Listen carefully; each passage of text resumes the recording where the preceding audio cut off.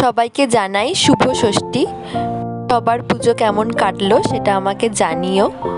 ষষ্ঠীর দিন আমি গেছিলাম বন্ধুদের সাথে শ্রীরামপুরে ঠাকুর দেখতে। তোমরা কে কোথায় কোথায় ঠাকুর দেখলে সেটাও আমাকে জানিও। তোমরাও কি শ্রীরামপুরে বা শ্রীরামপুরের আশেপাশে ঠাকুর দেখতে এসেছিলে নাকি, বা কোন কোন ঠাকুর তোমাদের খুব ভালো লাগলো সেটা আমাকে কমেন্ট করে জানিও। আর এই হলো আমাদের শ্রীরামপুরের বিখ্যাত রাজবাড়ি।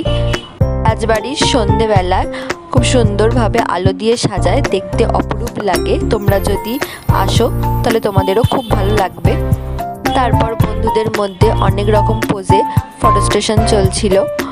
আমার তো এই প্যান্ডেলটা সবচেয়ে বেশি ভালো লেগেছিল।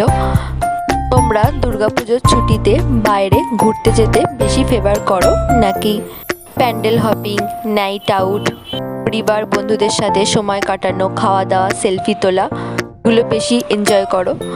সেটা আমাকে জানিও কমেন্ট করে অবশ্যই। তারপরে আমরা চলে গেছিলাম একটা রেস্টুরেন্টে খেতে বন্ধুরা মিলে।